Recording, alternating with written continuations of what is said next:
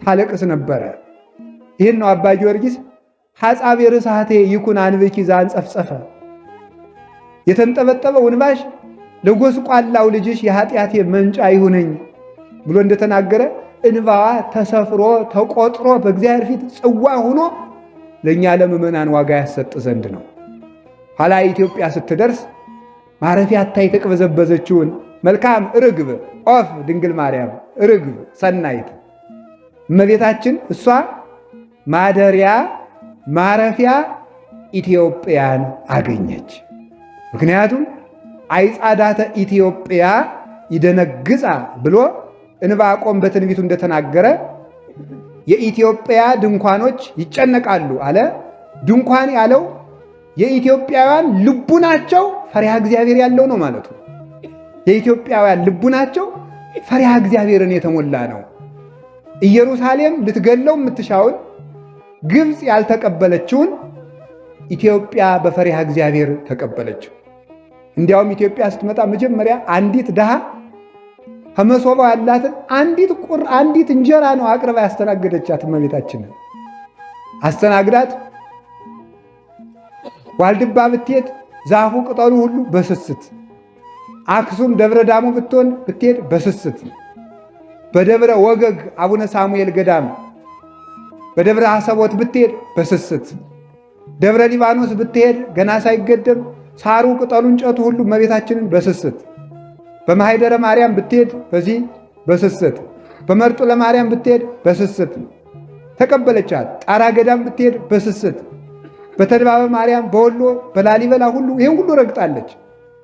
እነዚህ ሁሉ ገና ሳይገደሙ ባርካቸዋለች። እመቤታችን ልጇን የምታስጠጋበት አታ ትሰደድ ተሰዳ ስትመጣ መጨረሻ ላይ ኦፍኒ ረከበት ላቲ ቤተ ወማይነቅኒ ሀበታ ነብር እጎሊሃ። ከዚህ በኋላ ወፍ ቤትን አገኘች፣ ዋነሱም ግልገሎቿን የምታስጠገበት አገኘች።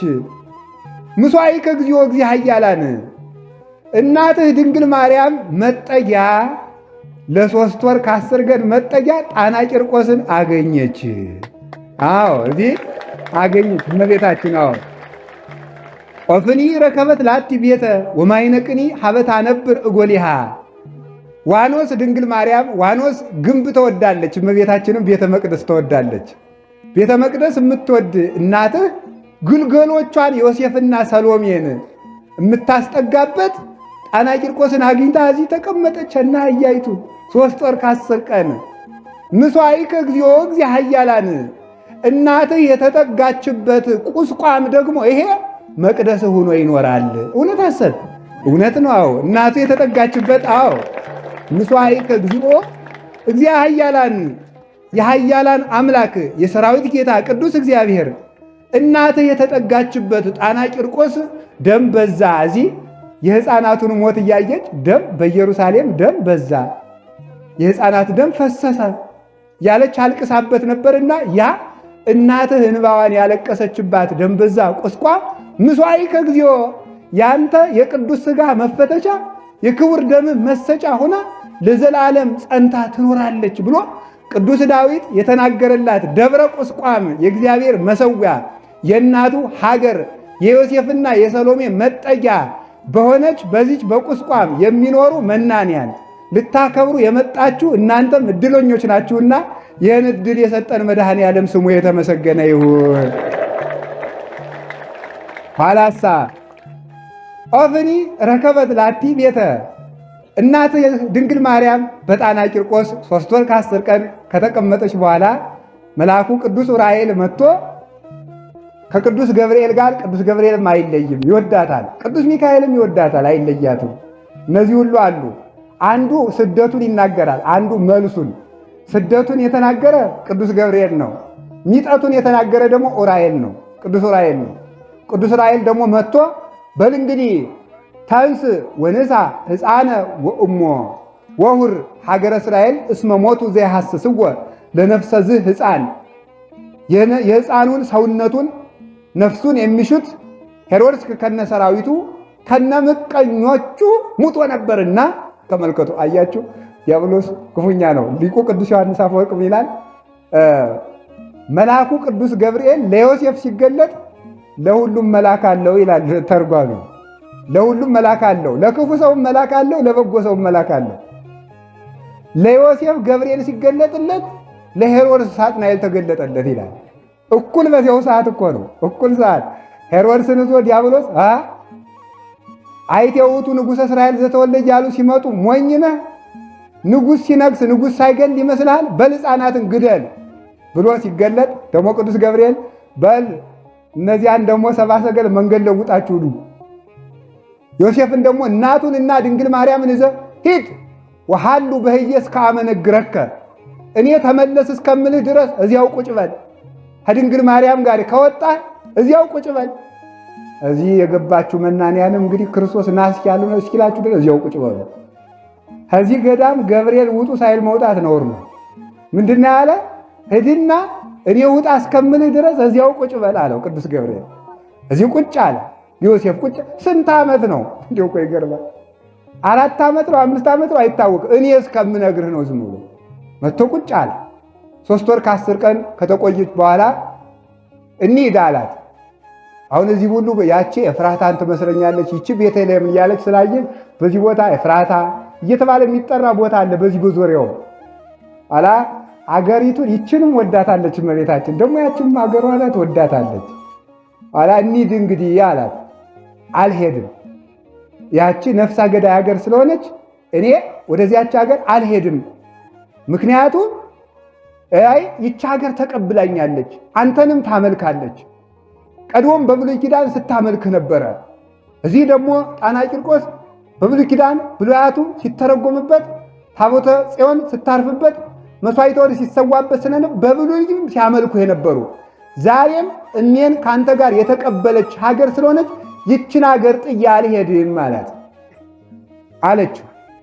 አይማ እንሄዳለን፣ መሄዱንማ እንሄዳለን፣ ምክንያቱም እዚያ ገና ብዙ ስራ አለን አላት። ገና ወንጌል አስተምራለሁ፣ ተሰቅዬ ዓለሙን አድናለሁ፣ ስራ አለብንና እሱማ እንሄዳለን አላት።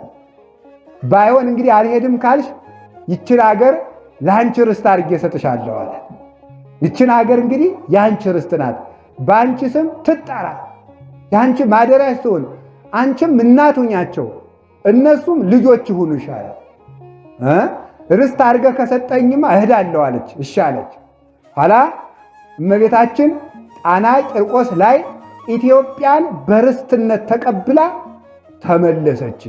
ኢትዮጵያ ለድንግል ማርያም ልጅነት የተሰጠች ጣና ቂርቆስ ነው። ድንግል ማርያም ለኢትዮጵያ እናት ሆና የተሰጠች ኢትዮጵያ ጣና ቂርቆስ ላይ ነው። የኋላ ጻን አላት፣ በደመና ጫናት አለ፣ ባህሩም ጣና ተባለ። እዚህ ተነስታ እመቤታችን ሄደች። አንድ ነገር ልንገራችሁ፣ ደስ የሚል ነገር ነው እኮ። ለምን ስትሉኝ ኢየሩሳሌም ላይ ጌታችን ኢየሱስ ክርስቶስ አንደኛ አይሁድ ስትገፋው እኛ ተቀበል ነው፣ ሁለተኛ ስታሰድደው አስተናገድ ነው፣ ሶስተኛ ክርስቶስ እናቱን ለዓለም እናት አድርጎ የሰጠ ከመስቀሉ ስር በዕለተ ዓርብ ከ33 ዓመት በኋላ ነው። እነሆ እናታችሁ ብሎ ለኢትዮጵያ ግን እናት አድርጎ የሰጣት ገና በ2 ዓመቱ ጣና ቂርቆስ ላይ ነው። አሁን የተቀመጥነው ለዚህ ነው። ስለዚህ እዚህ የተሰበሰባችሁት ይሄን ብላችሁ ነው። ኢትዮጵያን በእናትነት አሁን ዛሬ እዚህ የመጣችሁ ሰዎች ምን ይዛችሁ እንደምትሄዱ ታውቃላችሁ? ይሄን ባለ ማክበር የመጣችሁ ለኢትዮጵያ ድንግል ማርያምን የሰጣት እዚህ ቦታ ስለሆነ ሁላችሁም ድንግል ማርያምን ይዛችሁ ነው የምትሄዱ። የዛሬ ሽልማታችሁ እመቤታችን ናት። አዎ በተለየ እዚህ የመጣ ሁሉ የእመቤታችንን ፍቅር ይዞ ይሄዳል። ከዚህ በላይ ምን ትፈልግላችሁ? ቢርባችሁ ልጇ የሕይወት እንጀራ ነው። ቢጠማችሁ ልጇ የሕይወት መጠጥ ነው። ብትሰደዱ ልጇ ርስት ነው። ብትታመሙ ልጇ መድኃኒት ነው። ብትደክሙ ልጇ ኃያል ነው። ብትሞቱ ልጇ ሕይወት ነው። ታዲያ እሷን መያዝ በላይ ምን አለ? እንዲህ ያለችን ውድ መሬት ተሽቀዳድሞ የማይገዛ ማን ነው? በፍቅር የሁሉ ያላት ገራይተ ሰዱስ እመቤታችን ናት። ከዚህ በኋላ ሄደች። ምን አደረገች? ወደ አፋር ሄደች።